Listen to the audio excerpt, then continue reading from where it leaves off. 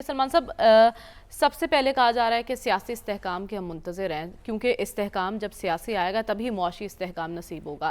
لیکن ایسی صورتحال میں جب اپوزیشن کی جماعتیں سڑکوں پر نکلنے کی بات کر رہے ہیں، پی ٹی آئی نے تو آج احتجاج کیا، لیکن مولانا بھی عید کے بعد کی نوید سنا رہے ہیں کہ وہ ارادہ رکھتے ہیں احتجاجی تحریک چلانے کا. اس ہیجانی کیفیت میں اور احتجاجی سیاست کی زد میں کہیں ہماری معیشت تو نہیں آ جائے گی؟ ایسے میں ٹیک آف کر پائے گی حکومت؟ دیکھیں مریم، ابھی ہمارے پروگرام میں نے بھی ایشوز کی بات کی کہ مہنگائی، بے روزگاری بڑے ایشوز یہ ہیں، اور کہا گیا ہے کہ اگر لوگوں کے پاس آپشن ہو تو پاکستان کے 80% لوگ یہ ملک کے لیے لوگ آگ اور خون کا دریا عبور کر کے پاکستان میں آئے تھے. میں قطع نظر اس بات کے کہ ایشوز ہیں، لیکن میں اس بات سے 100% اختلاف کرتا ہوں کہ پاکستان کے 80% لوگ پاکستان چھوڑنے کے لیے تیار ہیں.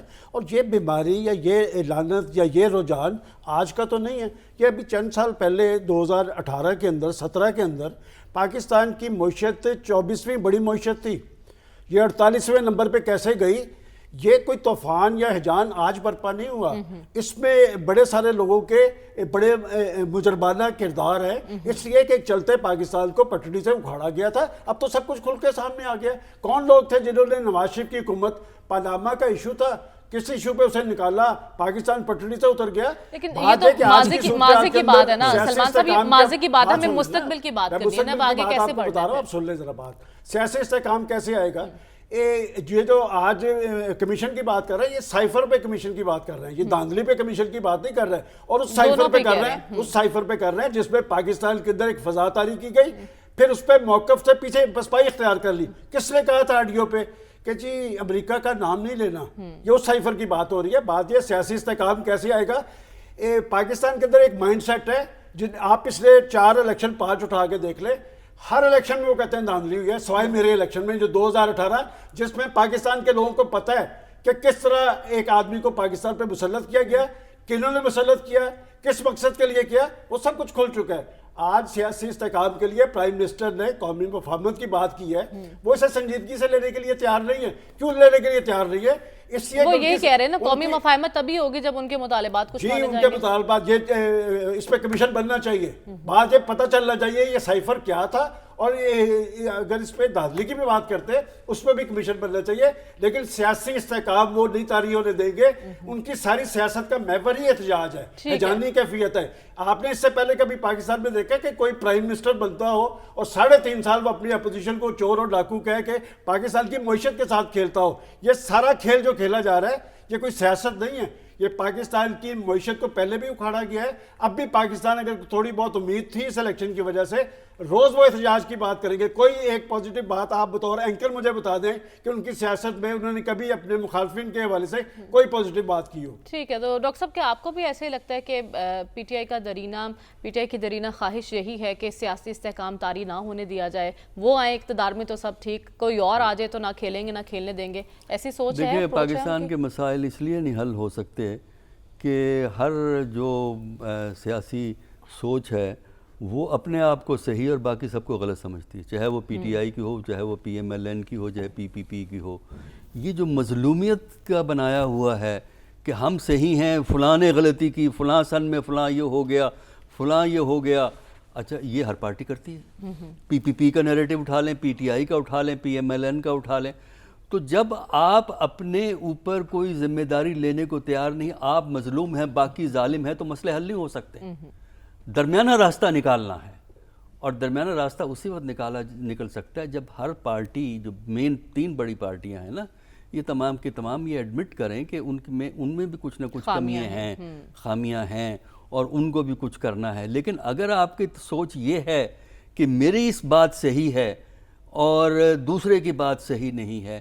دیکھیں زرداری صاحب 8 سال جیل میں رہے ہیں، نواز شریف صاحب کو بھی 17-18 میں کافی خراب کیا گیا. اچھا اس سے پہلے بھی معاملات چلتے رہے ہیں، اب ایک اور سابق پرائم منسٹر کو خراب کیا جا رہا ہے.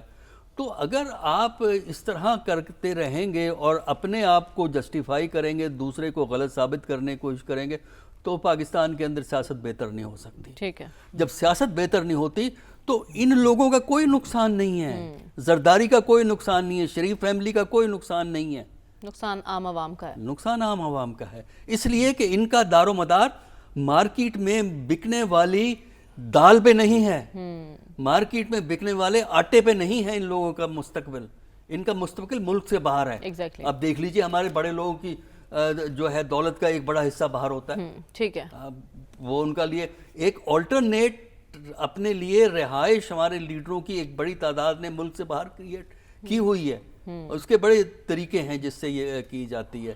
تو لہٰذا میرا خیال یہ ہے کہ سب کو یہ ایڈمٹ کرنا چاہیے کہ ان سے غلطیاں ہوئی ہیں۔ ٹھیک ہے، اور ان ہم غلطیوں ایک کو ایک بہتر ساتھ سیاسی ماحول کی بات کر رہے ہیں۔ اس وقت جو ماحول ہے رسول بخش رئیسہ وہ تو بالکل آئیڈیل نہیں ہے، ایسے ماحول میں معاملات آگے کیسے بڑھیں گے؟ دیکھیں اس وقت حکومت ہے، جب حکومت ہے کابینہ بننے جا رہی ہے، آئینی اختیارات ہیں، اپوزیشن جو کچھ بھی کرتی رہے، آپ نے جو کلیدی فیصلے پاکستان کی معیشت، معاشرت، سماجی ترقی جس بارے میں آپ نے ابھی کرنے ہیں، آپ کے لیے رکاوٹ کیا ہے؟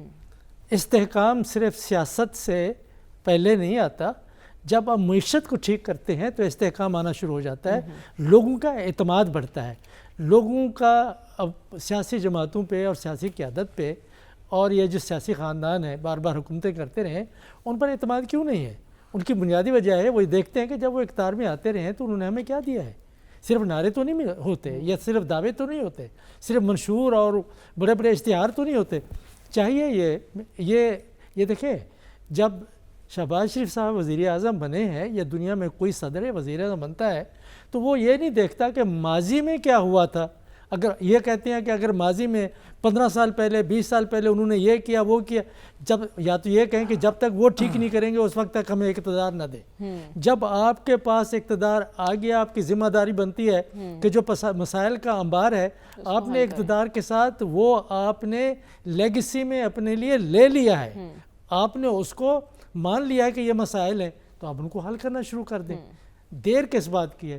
میں تو سمجھتا ہوں کہ حکومت کے پاس اگر یہ اختیارات ہیں کہ آپ جس کو چاہیں بند کر دیں، جو چاہیں بند کر دیں، جو چاہیں کریں، جتنا وزیر لگانا چاہیں آپ لگائیں، جس کو جو چاہیں بنا دیں۔ ٹھیک ہے، آپ پاکستان کی معیشت اور پاکستان کے عوام کے لیے وہ فیصلے کیوں نہیں کرتے جو آپ کو معاشی ماہرین بتاتے چلے آ رہے ہیں؟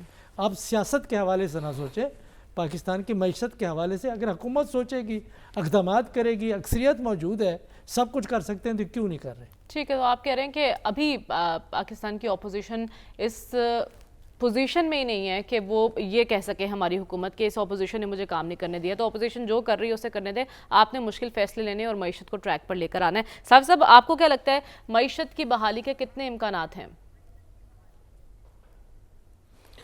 یہ جو حالات ہے اس میں تو بہت کم امکانات ہے۔ دیکھیں یہ جو شہباز شریف صاحب کی حکومت ابھی کل پرسوں ہی بنی ہے، یہ 1.5 سال پہلے والا ایک سیٹ اپ ہے، اس کا ایک تسلسل ہے۔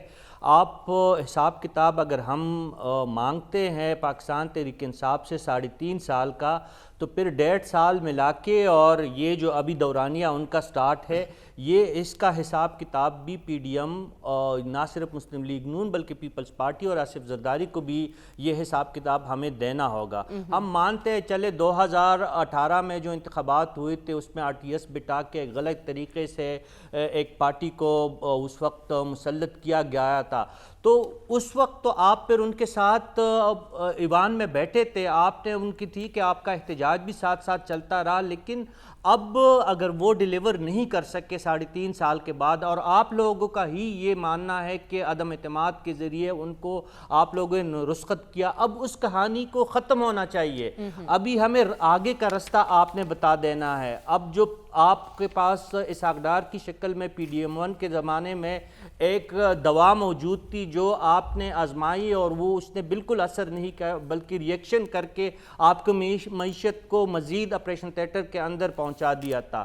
اب دوبارہ آپ ان کو خارجہ پالیسی پہ اگر یہ خبریں درست ہے کہ پہلے سے جو آپ کی خارجہ پالیسی زیر دباؤ ہے وہاں آپ ان کو تعینات کر رہے، تو مجھے تو سمجھ نہیں لگ رہی کہ آس پاس آپ کے کیا کچھ ہو رہا ہے۔ کل بھی میں بتانا چاہ رہا تھا کہ ہندوستان نے آپ کا ایک کارگو جہاز پکڑا ہوا ہے جو چین سے پاکستان آ رہا تھا، آپ کو سمجھ نہیں آ رہی کہ آپ ہندوستان کو کس طرح جواب دیں گے، آپ افغانستان کے ساتھ کس طرح ڈیل کریں گے، آپ ایران کے مسئلے کو کس طرح حل کریں گے، اور آپ نے جو ابھی تک آپ کے ہاں ایک ایسا بندہ جو معیشت کا ماہر تھا اس کو آپ وزارت خارجہ میں بٹانے کی جو خبریں اگر درست ہے تو وہ آپ ان کو وزارت خارجہ میں بٹا رہے. پالیسی ابھی سے آپ کی بگڑی ہوئی ہے. جس شخص پہ اس وقت پی ٹی آئی سراپا احتجاج ہے پنجاب میں کہ وہ عام شفاف انتخابات کروانے میں ناکام رہا، یعنی نگران وزیر اعلیٰ محسن نقوی صاحب، ان کے بارے میں خبریں ہیں کہ ان کا آپ وفاق میں لا کے وزارت داخلہ حوالہ کر رہے. یہ چیزیں آپ کس طرف لے کے جانا چاہ رہے ہیں؟ آپ سیاسی تناؤ کو بھی ہوا دے رہے ہیں اور معیشت تو آپ سے پہلے بھی قابو نہیں ہے، اور مزید آپ اس کو آپ کے پاس کوئی ہمیں نظر نہیں آ رہا. کبھی ایک نام لیا جا رہا ہے کہ ایک بینکار کو لا کے معیشت کا قبلہ ان کے ذریعے درست کیا جائے گا. یہ تمام چیزیں جو آپ کا سوال ہے معیشت کے حوالے سے، مجھے کوئی پالیسی اس وقت نظر نہیں آ رہی، مجھے کوئی امید نظر نہیں آ رہی. معاشی پلان بھی آپ کو دکھائی نہیں